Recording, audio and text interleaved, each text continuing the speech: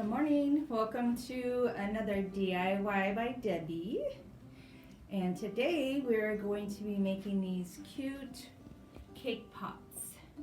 And I'm going to show you what supplies you need. Okay, so the first thing you're going to need is the DAP lightweight spackle. And that is very toxic, so you never want to use a piece of cooking or container that's going to be used for food. So you always want to have a container that's just for your spackle. And then also you do not want to clean your container or whatever you're working on in the sink. You need to clean it outside or with a baby wipe. So then we have our diamond dust, and that's going to be for at the end to make it sparkle. And then working up, we have our little sprinkles. And then in the background, we have baby wipes. You're going to need a pair of scissors.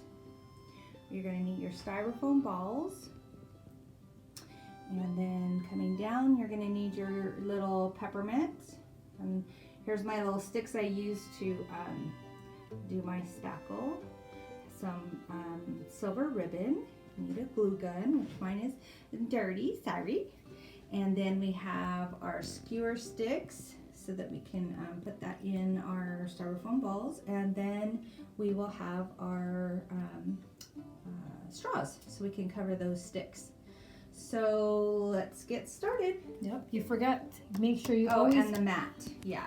Make sure you always keep everything covered because that stuff is toxic. So you want to make sure that I use a mat and then I clean it off every time I'm done using it, because you don't want the spackle to harden on your item. Yeah. Okay, now we're gonna go and see her putting them together. All right, so now we're gonna start putting our cake pot together. So the first thing we're going to do is we're going to get our styrofoam ball, and I got this from Dollar Tree. The skewer sticks, I've had them for a while, so I have no idea where they came from. All right, so first thing we're going to do is you're just going to find what you feel is the best looking, and it looks like it's centered, and you're just going to put your skewer in. You don't want to go all the way down. And now you have your stick. So then the next thing is you're going to make your spackle. And I've already done this. This one is pink. I have a pink and I have a white.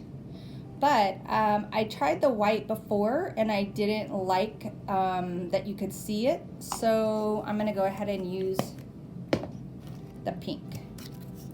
And you can see my little sticks are dirty, so I'm going to use the other side. They're already dry.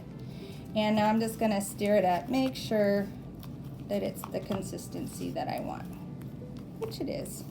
It's pretty good. Okay. So then the next thing I want to do, earlier I had put these balls in a bag with a dryer sheet because these guys like to go all over the place. And so you can see they're pretty much static free. Well, I shouldn't say static free, but not as much static because they're not going up the sidewalls of the bag. And I'm just going to simply use this little lid to a box.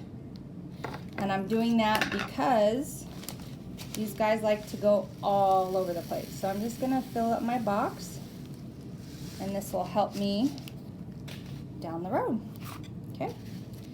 So now we're just going to go ahead and start putting the spackle on the ball. And initially you can just hold the ball and you're just going to simply cover it. Super easy. And in the beginning you don't have to have you don't have to worry about what it looks like. Just get the spackle on the ball. And it goes fairly fast. A little bit more. It's always good to start with a lot and then you can just remove as you go. So here we go, getting it done. And it looks like a big hot mess right now, but as soon as I get all the spots covered, then we'll start to even it all out. So you want to make sure that when you're doing your spackle, that you want to make it all on the thicker side so that it stays on the ball. If you make it too thin, it won't stay. So now I'm just gradually going and removing all the spackle that I put on. Smoothing it all out. When I get to the bottom, which I just kind of messed up a little bit, but just go back and put more on until it behaves. Sometimes the spackle has a mind of its own, so I'm gonna just have to work with it. So I'm just spinning now, and now I'm gonna start to try to make it look a little bit better. And I'm just gonna spin and hold a light pressure just to try to take as much of the spackle off. Alright, and it's looking pretty good. So I'm gonna come to the top.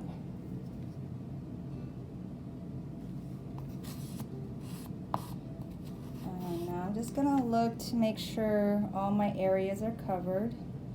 And it's looking pretty good, and I've even covered the bottom so that depending on how you display it, you won't be able to see any open spaces. Okay, so that's that, and let me put my spackle back in here because this stuff is not cheap, and you want to make sure that you save it for the next time. And this stuff will last a pretty long time as long as it's in an airtight container. Kind of making a mess here. So put my lid back on. Normally I would clean that edge up, but for video purposes I'm gonna move forward. So now what I want to do is I want to put these little balls on here. And so by having it in the tray, I'm just simply turning it and giving a little bit of light pressure so that they kind of go into the balls. Okay, and then you can also with your hand just lightly push them down inside. Now sometimes they don't want to behave, so you've got to just help it along, but that's why the box lid comes in handy, because then it kind of keeps them together. And it looks like my stuff is not as loose or that I want because the balls are just falling right off, but you just simply put them on and push down. So this is probably the part that takes the longest.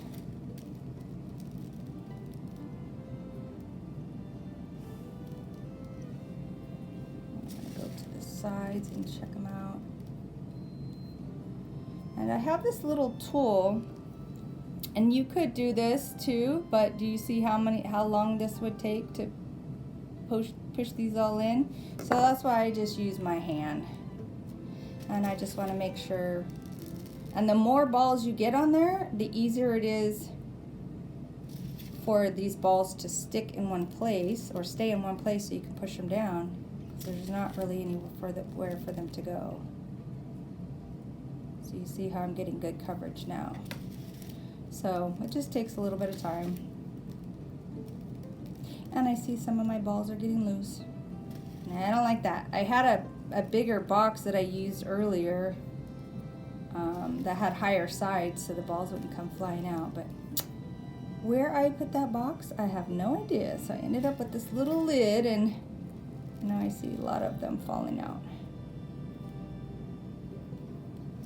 So for filming purposes, we're not going to keep going. It's going to take a little bit of time. But anyway, so what I would do then afterwards, so let's just say that they all look pretty good here. Will we bring the other ones that all do look good over?